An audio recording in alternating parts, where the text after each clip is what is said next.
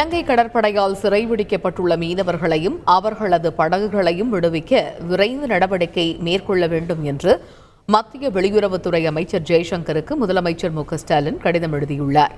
இது பற்றிய விவரங்களை அறிவோம். எமது செய்தியாளர் பாஸ்கர் இணைகிறார். பாஸ்கர், வணக்கம். மத்திய வெளியுறவுத்துறை அமைச்சர் ஜெய்சங்கருக்கு தமிழ்நாடு முதலமைச்சர் மு.க.ஸ்டாலின் எழுதியுள்ள கடிதத்தில் என்னென்ன தகவல்கள் இடம்பெற்றிருக்கிறது?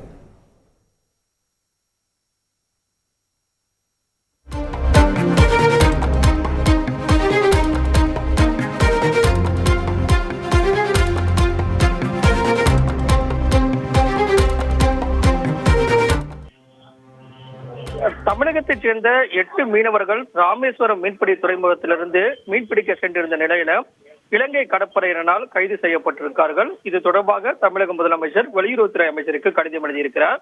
அந்த கடிதத்துல இலங்கை அரசால் கைது செய்யப்பட்டிருக்கக்கூடிய அனைத்து மீனவர்களையும் அவர்களது மீன்பிடி படகுகளையும் உடனடியாக விடுவிக்க வேண்டும் என்பதுதான் இந்த கடிதத்தினுடைய சாராம்சமாக இருக்கிறது.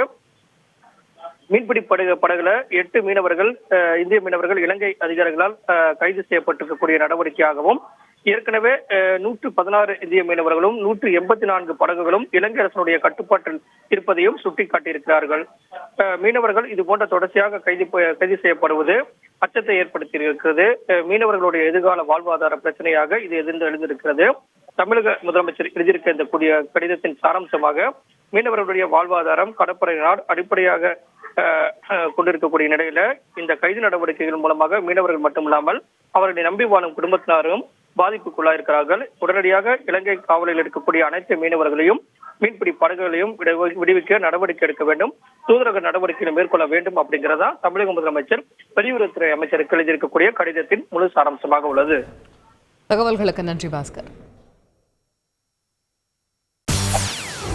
செய்திகளை உடனுக்குடன் தெரிந்து கொள்ள உடனே சப்ஸ்கிரைப் பண்ணுங்க.